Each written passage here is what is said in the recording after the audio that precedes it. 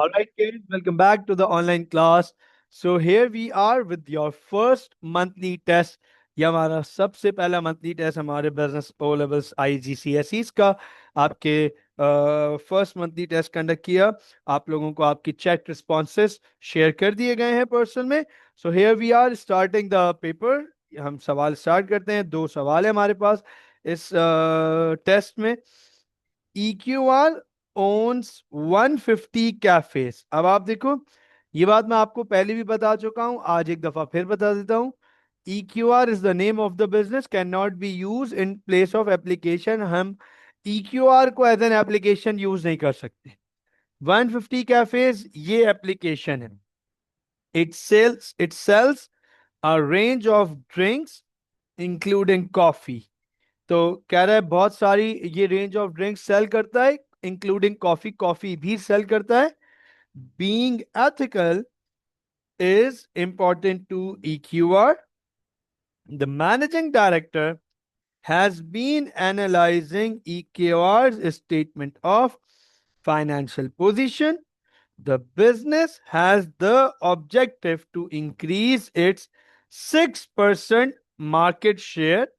The managing director plans to grow the business by selling franchises for $85,000. She is also considering ways to increase added value. अब आप देखें, सवाल कह रहा है कि EQR के पास 150 कैफेज हैं, रेंज ऑफ ड्रिंक सेल करता है कॉफी में, इंक्लूडिंग एथिकल होना उसके लिए बहुत इंपॉर्टेंट है। हमने अभी तक एथिक्स पढ़ा नहीं है, हमारे सेक्शन 1 में अभी तक एथिक्स सेक्शन 1 का पार्ट नहीं है। एथिक्स हम आगे सेक्शन नंबर 6 में पढ़ेंगे बहुत डिटेल में। बट सवाल में यहाँ पार्ट है, हम यूज ना भी करेंगे इसको तो भी ये इधर मौजूद है, लेकिन जरूरी नहीं है कि हर इंफॉर्मेशन को हम अभी यूज करना शुरू कर दें। मैंने आपको बताया था कि आगे हमारे पास जब सारे सेक्शंस कंप्लीट हो जाएंगे, फिर हमारे पास ये सारे क्वेश्चंस बहुत मीनिंगफुल होते जाएंगे। मैनेजिंग डायरेक्टर जो है वो EQR की स्टेटमेंट ऑफ फाइनेंशियल पोजीशन को असेस कर रहा है, एनालाइज कर रहा है, और बिजनेस ने ये ऑब्जेक्टिव सेट किया हुआ है कि उनका अभी करंट मार्केट शेयर है 6%, वो इसे इंक्रीज करना चाहते हैं, ये उनका ऑब्जेक्टिव है। उसके बाद मैनेजिंग डायरेक्टर जो है वो बिजनेस को ग्रो करना चाहता है। उसका प्लान है कि बिजनेस को ग्रो करें फ्रेंचाइजेस सेल करके। एक एक फ्रेंचाइज वो $85,000 में सेल करने जा रहे हैं या सोचा है, और एडेड वैल्यू इंक्रीज करने का भी वो तरीके ढूंढ रहे हैं। क्या है, define market share. Very simple part, define market share. Market share क्या होता है अंडरस्टैंड कीजिएगा। प्रोपोर्शन प्रोपोर्शन और the percentage of sales occupied by a business in terms of whole industry। तो आप देखें, एक बिजनेस की सेल्स उसकी पूरी इंडस्ट्री के मुकाबले, उसे हम मार्केट शेयर कहते हैं। प्रोपोर्शन और परसेंटेज लिखना बहुत जरूरी है, तो आपकी डेफिनेशन कंप्लीट होगी। इस ये वाली डेफिनेशन कंप्लीट होगी। अगर आप इसको किसी और तरीके से एक्सप्रेस करना चाहें तो भी एक्सेप्टेबल है। इसका डिफाइंड मार्केट शेयर में अक्सर स्टूडेंट मुझसे एक सवाल पूछते हैं, very often they ask me question, क्या सर इसका मार्केट शेयर का फॉर्मूला लिख दें तो would that be sufficient enough. तो मेरी बात बहुत गौर से सुन लीजिएगा। यस, अगर आप सिर्फ मार्केट शेयर का फॉर्मूला भी इधर मेंशन करना चाहें कि market share is equal to sales of a business upon industry sales into 100, तो sir that is also fair enough, that is also good enough. आगे चलते हैं। एग्जामिनर कह रहा है define external growth. External growth की बात कर रहा है तो कंप्लीट डेफिनेशन क्या होगी? When a business expands on other business resources rather than own resources in form of mergers or takeovers. ये लीजिए बेटा। तो अब हम यहां बताएंगे एग्जामिनर को कि जब बिजनेस अपने रिसोर्सेज के बजाय किसी और के रिसोर्सेज पे ग्रो करता है उसे हम एक्सटर्नल ग्रोथ कहते हैं। This is in form of mergers और टेक ओवर्स। अब आप गौर से देखिएगा, सी पार्ट है outline two ways EQR could increase added value. EQR किस तरीके से वैल्यू एडिशन कर सकता है? तो अब इसमें मरियम, आई गेस मरियम, आपने दोनों नॉलेज तो बहुत जबरदस्त दी, लेकिन you lost both application marks. Is this right? Is this right? You gave the application, you gave the knowledge perfectly, but you lost the application marks. Is this right? और शायान, आपने एक knowledge और एक application सही दी, दूसरी knowledge और दूसरी application गलत दी। आमना, मुझे याद पड़ा है आपका भी यही प्रॉब्लम आया था कि एक नॉलेज और एक एप्लीकेशन तो सही आया, लेकिन शायद दूसरी नॉलेज पे मैंने नोट लिखा है। Am I right about this guys? Am I right about this? Am I recalling it right? है ना? यही है ना? यस सर, यस सर, बिल्कुल ऐसा ही है ना? अब आप नोट कीजिएगा, Mariam why did you fail to बेटा आइडेंटिफाई द एप्लीकेशन और लिंक विद द एप्लीकेशन? क्या प्रॉब्लम हुई बेटा? एप्लीकेशन क्यों नहीं लिंक कर सकी? एप्लीकेशन में प्रॉब्लम हो रही है? क्या प्रॉब्लम आई? एप्लीकेशन ऐसे लिंक क्यों नहीं कर सकी? जबकि बाकी जवाबों में मुझे रिलेटिवली एप्लीकेशन फिर भी नजर आई, but not in over here. अच्छा, अब मैं आपसे सिंपल पूछूं। पहले तो मुझे बता दो दो तरीके जिससे एडिड वैल्यू हो सकती है, तो अंडरस्टैंड कीजिएगा। Sir, increase price, increase prices, देखो ये एक तरीका है एडेड वैल्यू करने का। दूसरा, दूसरा रिड्यूस या फिर लोअर चीपर क्वालिटी। क्या अब आप मुझे एक बात बताएं, क्या इंक्रीज प्राइस करने से एडेड वैल्यू बढ़ती है? यस सर, हमें पता है एडेड वैल्यू बढ़ती है। चीपर क्वालिटी यूज करने से हमारी जो है वो एडेड वैल्यू बढ़ती है। यस सर, बिल्कुल बढ़ती है। मरियम, पिटाई हो जाएगी। पार्ट सी तो है ही 4 नंबर का, कितनी दफा बताया है बेटा, कितनी दफा? पार्ट सी 4 नंबर का ही है, 2 नंबर का नहीं हो सकता। पार्ट सी 2 नंबर का हो ही नहीं सकता, आते ही 4 नंबर का है पार्ट सी। अच्छा, अब आप देखो, इंक्रीज प्राइसेस, सर ये हो गई नॉलेज। गौर से देखिएगा कितना सिंपल आंसर है इसका, कितना simple. Increase prices of coffee, ये लो। कोई नहीं रोक सकता ये 2 नंबर, कोई नहीं रोक सकता ये 2 number. Increase prices of coffee, increase prices of coffee, done. 2 numbers done, this is it. 2 numbers done, increase prices of coffee, 2 numbers done. आगे देखो, लोअर चीपर क्वालिटी। गौर से देखो, नॉलेज ऑफ कॉफी बीन्स, ये लो application of coffee beans.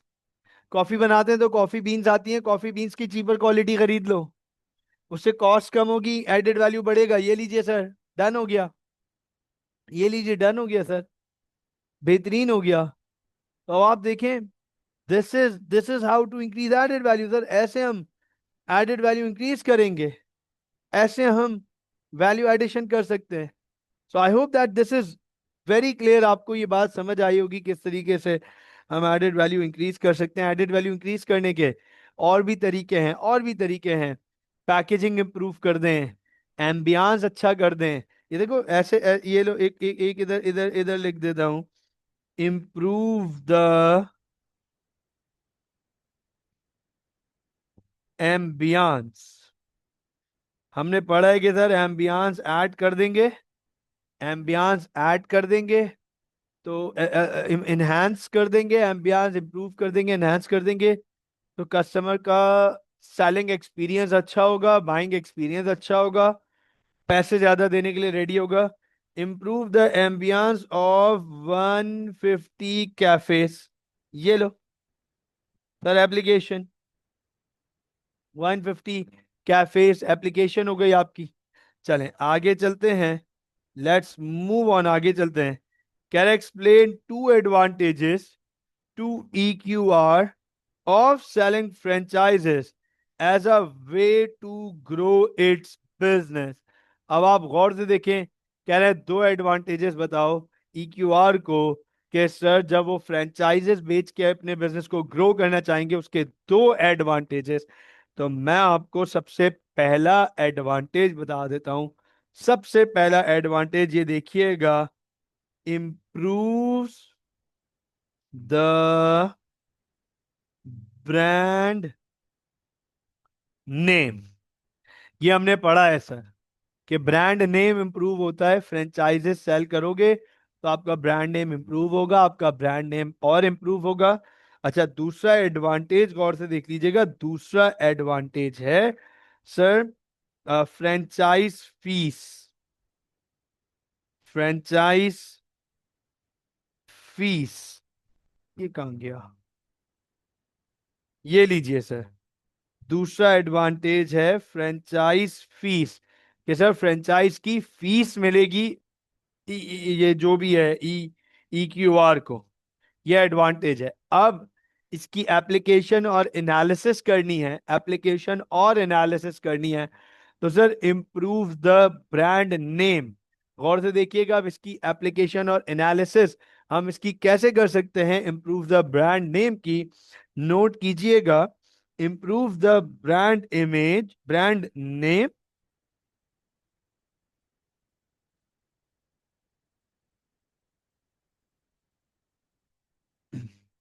improve the brand name,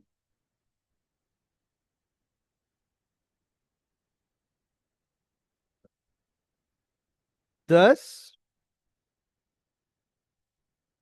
attracting more customers and thus attracting more customers, resulting in higher sales of 150 cafes। तो अब आप देखें, बता दिया कि सर ब्रांड नेम इंप्रूव होगा तो उससे ज्यादा कस्टमर अट्रैक्ट होंगे, जब ज्यादा कस्टमर अट्रैक्ट होंगे तो सेल ज्यादा होंगी। यहां पर एनालिसिस डन हो जाती है, ये लीजिए मैं लिख भी देता हूं यहां पर, सर ये हो गया एनालिसिस पार्ट, ये हो गई नॉलेज, और ये हो गई एप्लीकेशन। देखें कितना सिंपल है, कितना सिंपल है। Improve the brand name, thus attracting more customers, resulting in higher sales। भाई ब्रांड नेम बढ़ने से ज्यादा कस्टमर्स अट्रैक्ट होंगे, सेल्स हाई होंगी। किनकी सर, 150 कैफेज की। 150 cafes is the application, 150 cafes is the application. इसी तरीके से सर फ्रेंचाइज फीस मिलेगी, ठीक है ना, फ्रेंचाइज फीस मिलेगी। अच्छा मैं इसके अलावा, मैं 150 कैफेज के अलावा इधर एक और एप्लीकेशन यूज करके दिखा दूं, एक और एप्लीकेशन यूज करके दिखा देता हूं आपको। गौर से देखिएगा, मैं यहां पर एक और एप्लीकेशन आपको, आप लोगों को यूज करके दिखा देता हूं। सेम पॉइंट के लिए मैं इधर आप लोगों को एक और एप्लीकेशन यूज करके दिखा देता हूं। देखो, resulting in higher sales and and increasing market share above 6%। ये 6% के बारे में हमें एग्जामिनर ने बताया है ना केस में, 6% के बारे में एग्जामिनर ने हमें केस में बताया है ना, ये लिखा हुआ कि उसका 6% मार्केट शेयर है, उनका ऑब्जेक्टिव है कि वो इसे इंक्रीज करना चाहते हैं। तो देखो, मैं अपने पास से थोड़ी ऐड किया है 6% मार्केट शेयर, एग्जामिनर ने मुझे बताया है and increasing market share above 6%, that is application. अच्छा, अब आप देखो फ्रेंचाइज फीस को हम कैसे यूज करेंगे, फ्रेंचाइज फीस को कैसे यूज करेंगे sir, franchise fees 10 creating a good source of finance and improving cash position। तो ये हो गई एनालिसिस, ये हो गई एनालिसिस, फ्रेंचाइज फीस आएगी, फ्रेंचाइज फीस आएगी। तो सर ये है नॉलेज, इससे आपका एक अच्छा सोर्स ऑफ फाइनेंस है ये, इससे आप बिजनेस की कैश पोजीशन इंक्रीज होंगी, इंप्रूव होंगी। किसकी कैश पोजीशन इंप्रूव होंगी? Of 150 cafes. ये लो, 150 कैफेज की कैश पोजीशन इंप्रूव होगी, इंक्रीज होगी। एक और भी एप्लीकेशन हम इधर यूज कर सकते हैं, एक और भी एनालिसिस हम यूज कर कर सकते हैं। कैश पोजीशन के बाद हम इधर लिख सकते हैं helping business improving quality of coffee beans. तो आपने अलग अलग तरीकों से, अलग अलग एंगल से पॉइंट्स सोचने के, यार क्या क्या एडवांटेजेस हो सकते हैं, किस एंगल से हम सोच सकते हैं, तो अंडरस्टैंड कीजिएगा। अच्छा, क्या वर्कर्स के बारे में कहीं बताया है? मुझे एक चीज देखने दीजिएगा, क्या वर्कर्स के बारे में कहीं कुछ बताया हमें? नहीं, वर्कर्स के बारे में नहीं बताया हमें, हमें वर्कर्स के बारे में नहीं बताया, सिर्फ 150 कैफेज के बारे में बताया है और ग्रो द बिजनेस के बारे में बताया है, ठीक है। तो वर्कर्स के बारे में नहीं, अगर वर्कर्स के नंबर वंबर होते तो मैं यहाँ पे ये भी बता देता कि improving cash flow position, helping enabling business to easily pay the salaries and wages of this employees, अगर कुछ ऐसा होता। तो you have to create multiple dimensions of one answer, एक आंसर के आप मल्टीपल डायमेंशन निकाल सकते हो बेटा, वो आपके ऊपर है कि आप इस आंसर को कैसे प्रोजेक्ट करो और उसका क्या एंगल निकालो। आगे आपसे कह रहा है एग्जामिनर, आपसे आगे कह रहा है पार्ट ई में कह रहा है explain two characteristics of a successful entrepreneur, which characteristic is likely to be the most important, justify your answer। अच्छा, मुझे याद पड़ रहा है कि आप तीनों ने इसमें 6 6 मार्क्स ऑक्यूपाई किए हैं, is this right? Is this right? मुझे याद पड़ा है, मरियम आपने भी 6 मार्क्स ऑक्यूपाई किए हैं पार्ट ई में, आमना आपने भी ऑक्यूपाई किए हैं 6 मार्क्स पार्ट ई में, और शायान आपने भी 6 मार्क्स ऑक्यूपाई किए पार्ट ई में। Is this right? Is this right? ऐसे ही है ना? But that does not mean कि मैं ऐसे अटैम्प्ट ना कर रहा हूं, मैं ऐसे अटैम्प्ट करा देता हूं वेरी क्विकली। सर, दो कैरेक्टरिस्टिक सक्सेसफुल एंटरप्रेन्योर की, कोई भी दो कैरेक्टरिस्टिक पे बात कर लो sir, innovative, determined, risk taking ability, multitasking, you can go with anything, you can go with anything, independent होना पड़ता है उससे, और क्रिएटिव और इनोवेटिव एक ही चीज हो गया हमारे पास, हार्ड वर्किंग होना पड़ता है, हार्ड वर्किंग। तो अब आप देखो, दो कैरेक्टरिस्टिक्स पे बात करेंगे, मस्ट बी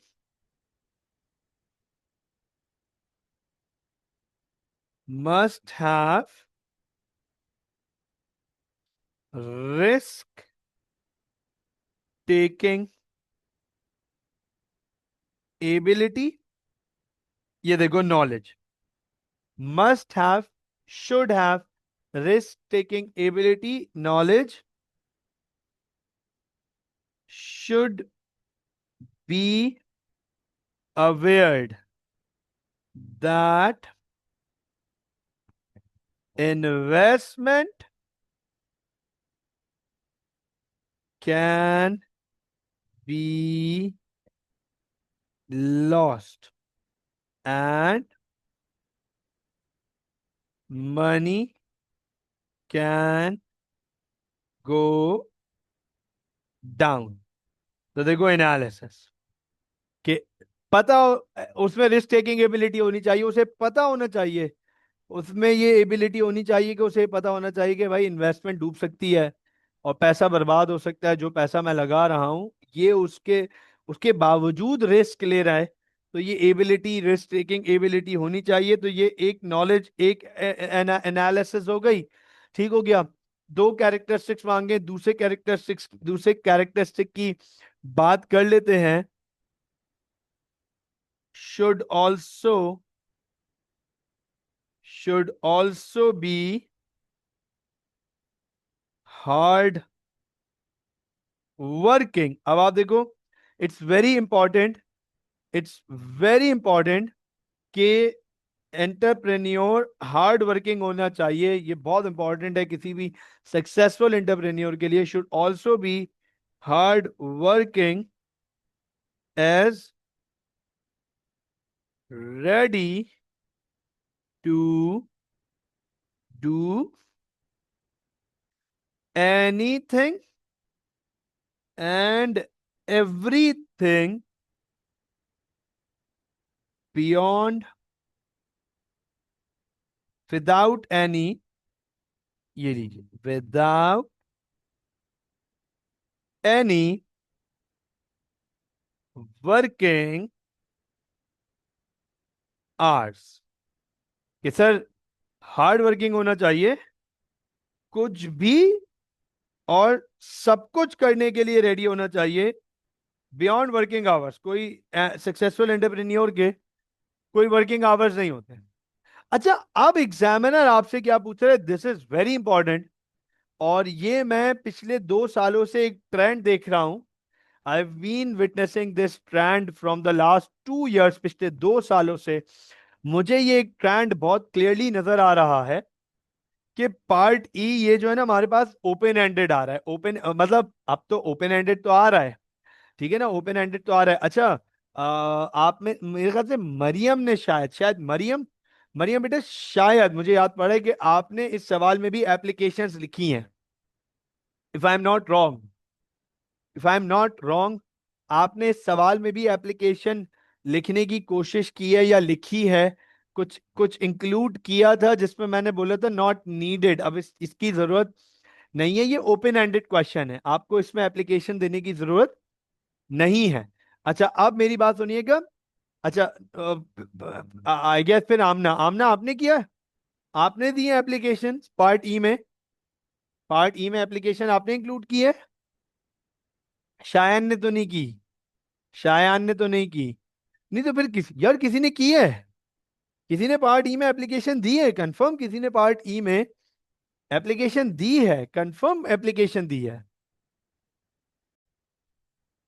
ओके, देखिए हम ना, you have precisely mention an entrepreneur must be willing to take risk to grow the business. बिल्कुल ठीक। When a business sells franchises, तो देखो अब आप प्रिसाइजली फ्रेंचाइजेस में आ गई। तो franchises is related to the case, वो मैं कह रहा हूं कि इसकी जरूरत नहीं थी। We it it it it wasn't required, उसकी जरूरत नहीं थी। It has to be open ended, general question है, जनरल बात करनी है। अब इंपॉर्टेंट क्या है, पिछले 2 सालों से जो ये पार्ट ई आ रहा है, इसमें एक चीज देख रहा हूं। You didn't write anything so I didn't pay attention. मैंने क्या नहीं, अच्छा ओके, ओके ओके। हाँ, मैं उस पर लिखने वाला था, फिर मैं मिस कर गया, वो पॉइंट मैं मिस कर गया, मैं उस पर लिखने वाला था कि नॉट नीडेड, क्योंकि ये ओपन एंडेड है। अच्छा, अब पार्ट ई में पिछले 2 सालों से ये बहुत ज्यादा आ रहा है कि which characteristic is most important, which source is most important, which way is most important. तो अंडरस्टैंड कीजिएगा, यहाँ एग्जामिनर आपसे चाहता है, आपसे एग्जामिनर चाहता है। अच्छा, अब आप, मैं आपसे एक सवाल पूछता हूं। क्या लेट सपोज अगर मेरे सामने आईफोन और सैमसंग का डिबेट हो रहा हो, मेरे सामने आईफोन और सैमसंग का डिबेट हो रहा हो, तो क्या ये पॉसिबिलिटी है कि आईफोन को सपोर्ट करने के लिए हम आईफोन के एडवांटेजेस देना बताना शुरू कर दें? क्या ये तरीका सही है? क्या ये तरीका सही है कि अगर मुझे आईफोन को सपोर्ट करना है तो मैं आईफोन के एडवांटेजेस गिनवाना शुरू कर दूं, आईफोन के पॉजिटिव्स? और क्या ये तरीका भी सही है कि आईफोन को सपोर्ट करने के लिए मैं एंड्रॉइड के या सैमसंग के नेगेटिव्स गिनवाना शुरू कर दूं? बताएं जरा, बताएं, क्या ये तरीका सही है? क्या मैं आईफोन को सपोर्ट करने के लिए आईफोन के एडवांटेजेस बताऊं, पॉजिटिव्स बताऊं, या आईफोन को सपोर्ट करने के लिए एंड्रॉइड सैमसंग के नेगेटिव्स बताऊं? Examiner wants you to follow this thing, कि आप जिसको फेवर कर रहे हो, मोस्ट इंपॉर्टेंट फैक्टर को, कैरेक्टरिस्टिक को, उसका एडवांटेज बताओ और सामने वाले का नेगेटिव बताओ। सामने वाले का नेगेटिव बताओ। बहुत क्लियरली एग्जामिनर लिख रहा है मार्किंग पैटर्न में, the second evaluation mark should be awarded for the second point. आप एक ही फेवर, ऐसा नहीं है कि मिसाल के तौर पे मैं रिस्क टेकिंग एबिलिटी को सपोर्ट करने गया तो मैंने रिस्क टेकिंग एबिलिटी के सारे बेनिफिट्स इधर लिख दिए और मैं कहूं देखें सर इसलिए इंपॉर्टेंट है। नहीं नहीं नहीं नहीं, रिस्क टेकिंग एबिलिटी इंपॉर्टेंट है तो रिस्क टेकिंग एबिलिटी का एडवांटेज या बेनिफिट्स बताने हैं, लेकिन उसके साथ साथ मुझे हार्ड वर्किंग वाला प्रॉब्लम भी बताना है कि हार्ड वर्किंग क्यों मैं रिस्क टेकिंग एबिलिटी के सामने डिनाई कर रहा हूं या अपोज कर रहा हूं। अब आप देखिएगा, इसका तरीका यह है कि मतलब एक पॉइंट मुझे फेवर ऑफ रिस्क टेकिंग देना है और एक point against of hard working देना है। अब अंडरस्टैंड कीजिएगा, अगर मैं रिस्क टेकिंग की बात कर रहा हूं, ऑल राइट, तो risk taking ability would be most important as as without it entrepreneurs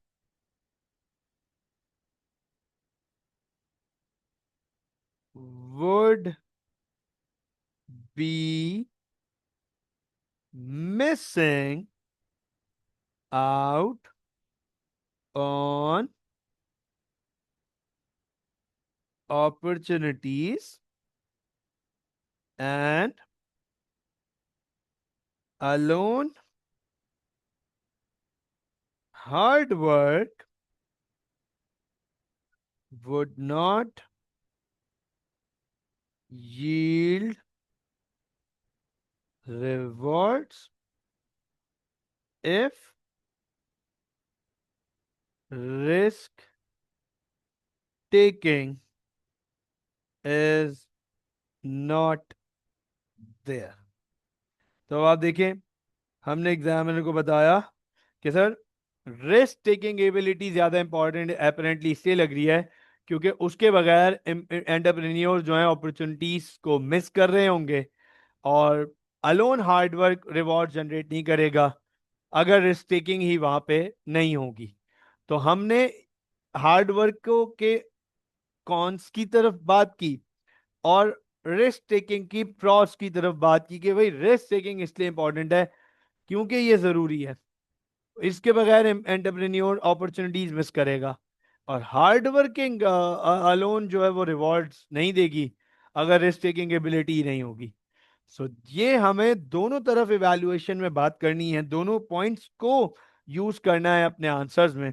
so I hope that this is very clear. हम चलते हैं अपने क्वेश्चन नंबर 2 की तरफ। यहां तक कोई सवाल है बच्चों? बच्चों यहां तक कोई सवाल है? Is there any question? Is there any question? यहां तक कोई सवाल आप लोगों का? No question sir, no question, no. No, all right, perfect. चलें आगे चलते हैं। Moving on towards the question number 2। कह रहा है DNG provides electricity to 16 million customers. तो देखो, DNG is the name of the business and not the application. Once again, it is a public limited company, which means DNG's shareholders benefit from limited liability. DNG is planning to stop using coal to produce its electricity. They are considering solar energy for future, but it would require a hefty investment of $200 million. अब आप देखिए, वो कह रहा है DNG जो है वो इलेक्ट्रिसिटी प्रोवाइड कर रही है 16 मिलियन कस्टमर्स को। This is a big business, this is a huge business, it's a public limited company, जिसका मतलब ये कि डीएनजी के शेयर होल्डर्स लिमिटेड लाइबिलिटीज का बेनिफिट उठाते हैं। डीएनजी ये प्लान कर रहा है कि वो कोल को यूज करना छोड़ देगा इलेक्ट्रिसिटी प्रोडक्शन के लिए, वो सोलर एनर्जी के लिए जाना चाह रहे हैं, लेकिन उसके लिए $200 मिलियन की इन्वेस्टमेंट की जरूरत है। The managing director knows there will be an opportunity cost to making this change. She is considering the best way to communicate this important information to DNG's 6,500 employees. अब आप देखें, अंडरस्टैंड कीजिएगा। कह रहे हैं कि डीएनजी जो है वो 16 मिलियन कस्टमर्स को इलेक्ट्रिसिटी प्रोवाइड करता है, फ्यूचर सोलर पे जाना चाह रहे हैं, $200 मिलियन की इन्वेस्टमेंट चाहिए। मैनेजिंग डायरेक्टर को ये बात पता है कि इस चेंज का, जाहिर सी बात है, कोल यूज करके वो सोलर पे जाएंगे तो इसकी कुछ ना कुछ अपॉर्चुनिटी कॉस्ट होगी। कोई इस 200 मिलियन के अगेंस्ट वो कोई सेकंड बेस्ट ऑल्टरनेटिव फॉरगॉन करना पड़ेगा उन्हें। और अपने ये इतना बड़ा डिसीजन है कि वो अपने 6,500 एम्प्लॉयज को कम्युनिकेट करने के लिए एक बेस्ट तरीका ढूंढ रही है कि कैसे कम्युनिकेट करें हम इस इंफॉर्मेशन को। तो आपसे कह रहे हैं डिफाइन अपॉर्चुनिटी कॉस्ट। बहुत सिंपल है, the next, the benefits, the benefits given away by not having second best alternative. Next best alternative, second best alternative, the same. ये लीजिए, अगर आप सिंपल सिर्फ ये भी लिखेंगे ना, the next best alternative for gone, done sir, 2 number done.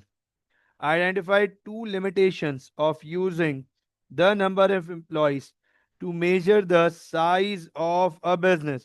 तो कह रहे सर दो limitations बता दो।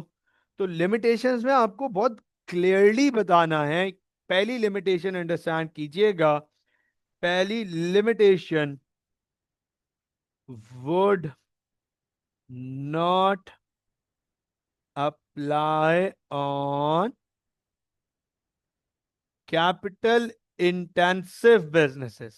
देखो सर, वो बिजनेसेस जो कि कैपिटल इंटेंसिव हैं उनके ऊपर ये नंबर ऑफ एम्प्लॉयज वाला तरीका अप्लाई नहीं हो पाएगा। और दूसरा, दूसरा, because of many part time employees. अब अगर बिजनेस के पास बहुत सारे पार्ट टाइम एम्प्लॉयज हैं तो वो तो बहुत नजर आएंगे कि बहुत सारे एम्प्लॉयज हैं, लेकिन वो तो पार्ट टाइम है। कोई 2 घंटे के लिए काम कर रहा होगा, कोई 1.5 घंटे के लिए काम कर रहा होगा, कोई 3 घंटे के लिए काम कर रहा होगा, कोई 5 घंटे के लिए काम कर रहा होगा। तो बिजनेस के लिए ये प्रॉब्लम है कि वो नंबर ऑफ एम्प्लॉयज के थ्रू बिजनेस को मेजर करे। इसमें एक और भी आ सकता है कि different measures could get different outcomes. ये भी एक प्रॉब्लम है कि it can not be applied on every business. आगे देखिएगा, outline how having limited liability might benefit DNG share holder. अब वो कह रहे हैं आउटलाइन करो कि किस तरीके से लिमिटेड लाइबिलिटी होने से डीएनजी के शेयर होल्डर्स को फायदा होगा। अब यहां पे आप में से किसी ने एक पॉइंट, एक एरर ये किया हुआ था कि आपने लिखा हुआ था डीएनजी के पर्सनल एसेट्स। डीएनजी के पर्सनल एसेट्स प्रोटेक्टेड है, रिस्क पे नहीं है। तो डीएनजी के पर्सनल एसेट्स क्या होंगे? डीएनजी तो खुद बिजनेस है। ओनर के पर्सनल एसेट्स लिखने के बजाय आपने लिख दिया डीएनजी के पर्सनल एसेट्स। कौन है ये कारनामा किसने अंजाम दिया है? आप में से किसी ने लिखा डीएनजी के पर्सनल एसेट्स रिस्क पे नहीं होंगे, जबकि बात यह कि डीएनजी के पर्सनल एसेट्स थोड़ी है कोई, डीएनजी तो खुद बिजनेस है। तो अब आप नोट करें, ये इस तरीके से लिखा जाएगा, लिमिटेड लाइबिलिटी होने से शेयर होल्डर्स को लिमिटेड लाइबिलिटी होने से शेयर होल्डर्स को दो बड़े एडवांटेजेस कैसे मिलेंगे, अंडरस्टैंड कीजिएगा। Shareholders losses would be limited। Shareholders के जो लॉसेस हैं वो लिमिटेड होंगे।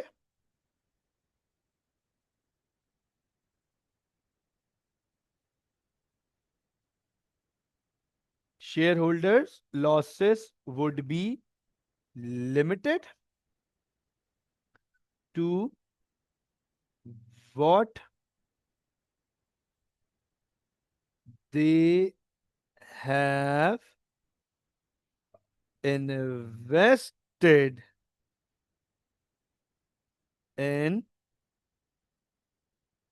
public limited company।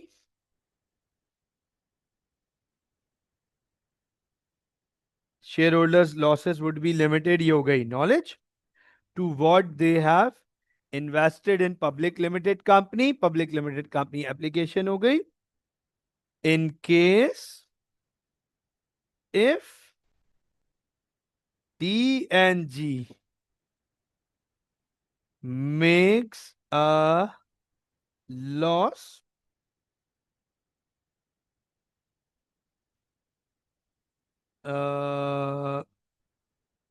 या if in case if DNG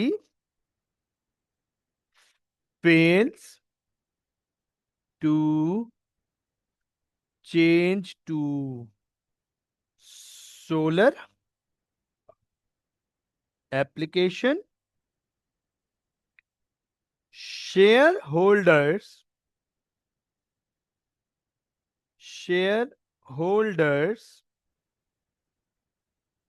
personal assets won't be at risk। ये देखें, ये देखें। तो अब हमें जाहिर सी बात है, दो इधर बताया था outline how having limited liability might benefit DNG share holder. तो कह रहे बताओ भाई, शेयर डीएनजी के शेयर होल्डर को क्या फायदा है लिमिटेड लाइबिलिटी होने का? तो हमने पढ़ा है कि 4 मार्क्स की सर हमारे पास वर्किंग ही यही होती है कि two knowledge and two application. Sir two knowledge and two application. तो अब आप नोट कीजिएगा, शेयर होल्डर के लॉसेस लिमिटेड हैं। शेयर होल्डर के लॉसेस दे आर लिमिटेड। जितने उन्होंने इन्वेस्ट किया हुआ है उस पब्लिक लिमिटेड कंपनी में, वो ही उनकी लॉस होगा मैक्सिमम। और दूसरा, हमने ये पढ़ा कि अगर इन केस डीएनजी फेल हो जाता है सोलर में चेंज होने में एप्लीकेशन, तो शेयर होल्डर्स के पर्सनल एसेट्स रिस्क पे नहीं है। यही हमने पढ़ा है नॉलेज में भी अपने, यही हमने सिलेबस में पढ़ा है। अब बस इसको इस केस का पार्ट बना के एप्लीकेशन के तौर पे यूज कर लिया हमने। आगे चलते हैं पार्ट डी की तरफ। सर पार्ट डी कह रहा है explain one advantage and one disadvantage. अच्छा, आप में से किसी एक स्टूडेंट ने इसके दोनों एडवांटेज लिख दिए, ये देख के कि सर यहाँ पे तो दूसरा भी एडवांटेज लिखा हुआ था। So that means your question reading habit is not there. आपकी सवाल पढ़ने की हैबिट नहीं है। You are not reading the question और you are not focusing on the question. कौन है ये लेजेंड? कौन है ये लेजेंड? जरा हाथ उठाएं, हाथ उठाएं जरा। ये कोई एक लेजेंड है? ये कोई एक जरा लेजेंड है? मरियम जी, मरियम। मरियम बेटा, अगर यहां दोनों एडवांटेज लिखे हुए हैं तो सर सवाल तो जरा गौर से देखें। सवाल explain one advantage and one disadvantage. बेटा सवाल पढ़ने की आदत डालें, सवाल पढ़ने की आदत डालें, सवाल को पढ़ के दिमाग में बिठाने की आदत डालें कि बोल क्या रहा है, मांग क्या रहा है एग्जामिनर सवाल में, पहले वो तो देखें। फिर आप इसको फिर आप इसको डिसएडवांटेज कर दें, या आए और इसको डिस कर दें। हाँ, या आए आप इसको और डिस कर दें। ये ले, डिस कर दिया मैंने आपको। ठीक है ना, जैसे सारे रैपर्स एक दूसरे को डिस कर रहे होते हैं, आप भी इसको डिस कर दें। ये ले, डिसएडवांटेज हो गया। ठीक हो गया। अच्छा, अब वो कह रहा है कि बताओ भाई, डीएनजी पब्लिक लिमिटेड कंपनी है तो उसको क्या एडवांटेज है। डीएनजी अगर पब्लिक लिमिटेड कंपनी है तो उसको क्या एक एडवांटेज है और क्या डिसएडवांटेज है। तो सर डीएनजी का पब्लिक लिमिटेड कंपनी होने का सबसे बड़ा एडवांटेज ये है,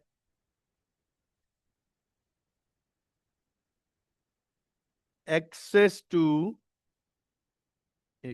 access to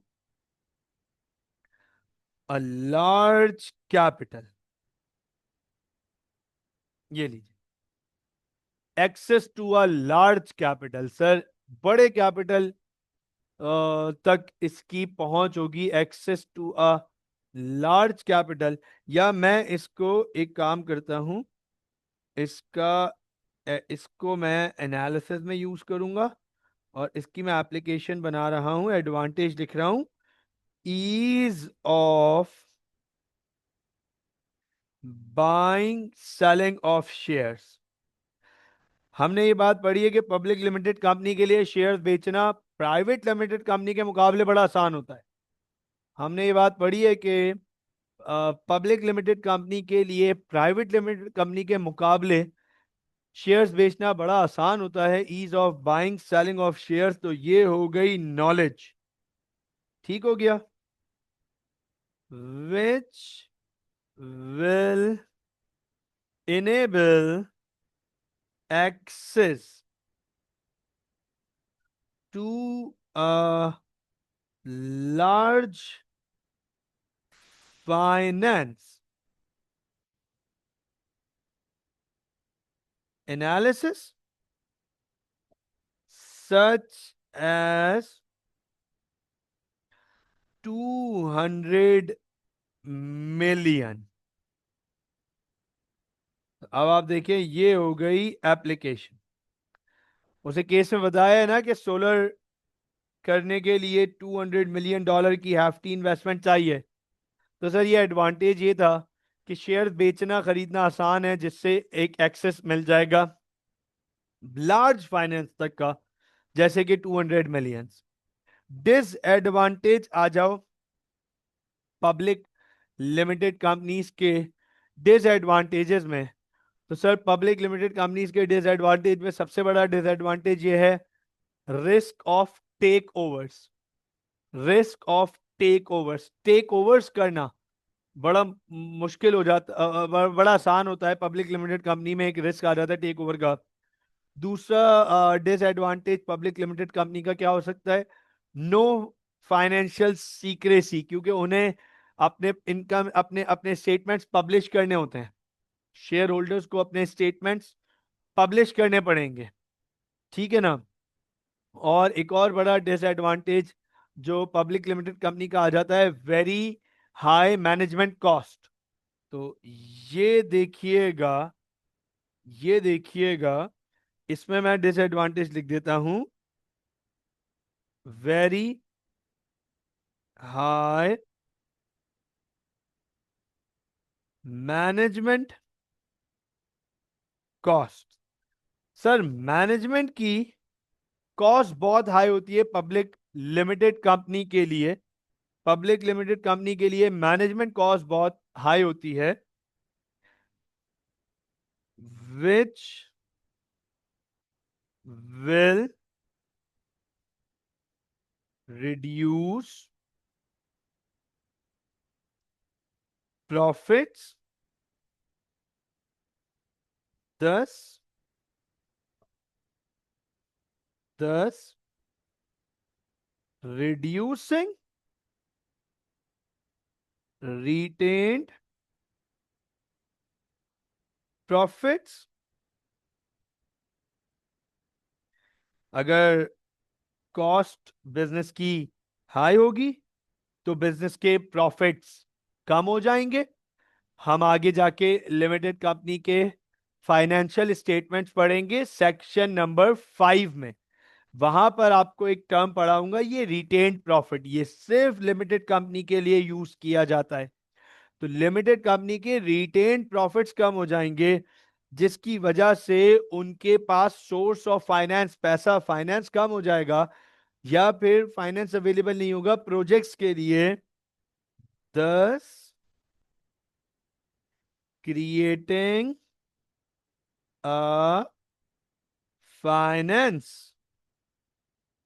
problem for when switching to solar, when switching to solar.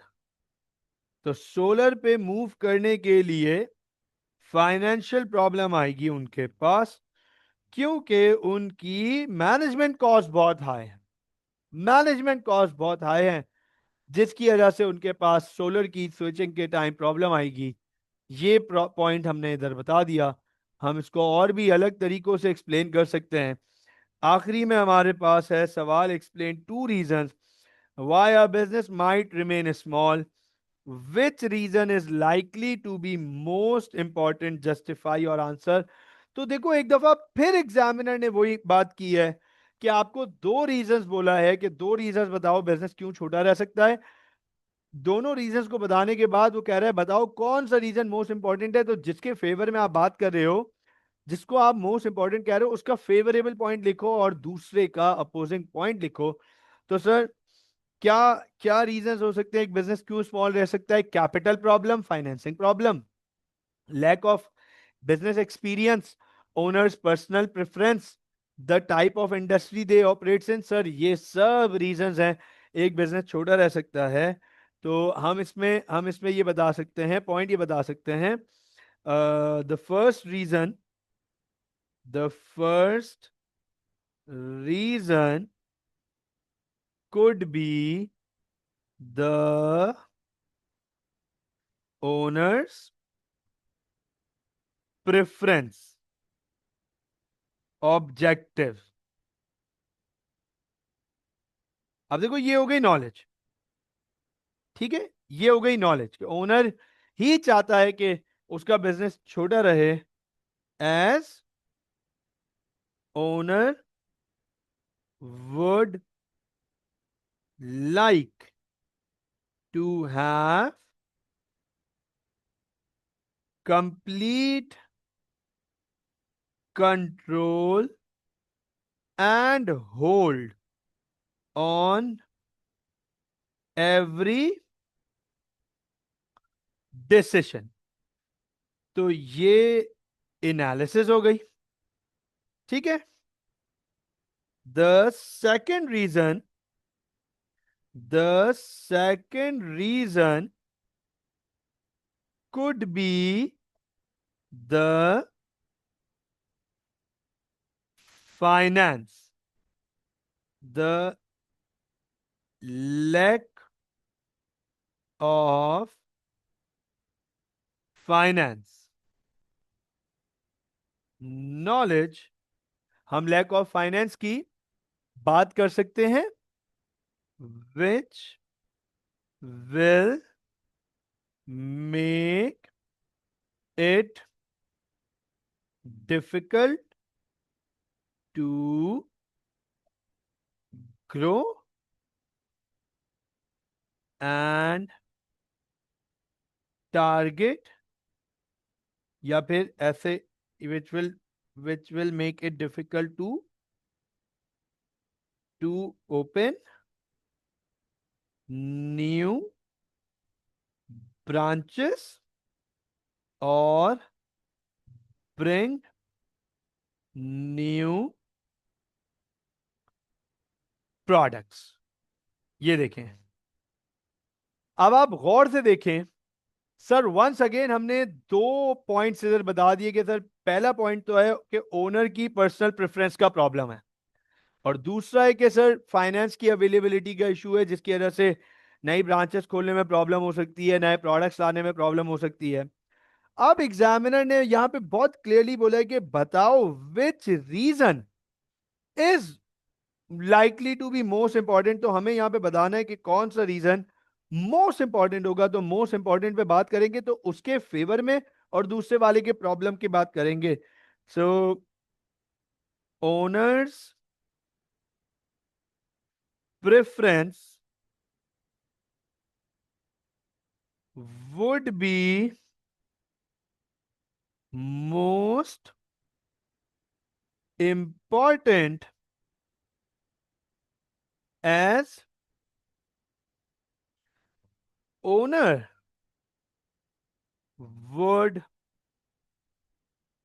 decide about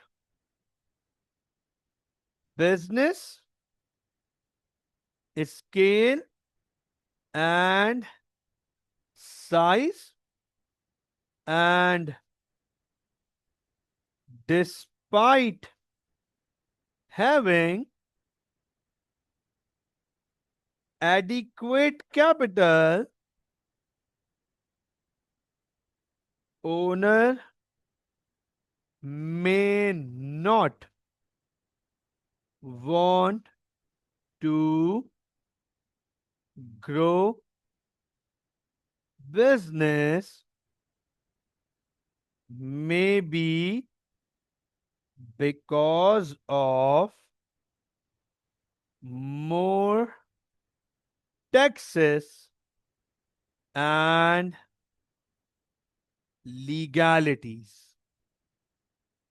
कि सर हो सकता है कि अबेंडेंस पैसा होने के बावजूद ओनर ग्रो नहीं करना चाह रहा, ओनर अपने बिजनेस का, क्योंकि ओनर ही डिसाइड करेगा बिजनेस का स्केल और साइज। तो हो सकता है टैक्सेस और लीगैलिटीज की वजह से ओनर अपने बिजनेस को ग्रो ना करना चाह रहा हो, डिस्पाइट हैविंग सफिशिएंट कैपिटल और एडिकेट कैपिटल। तो मुझे बताएं, now is that clear? Now is this clear?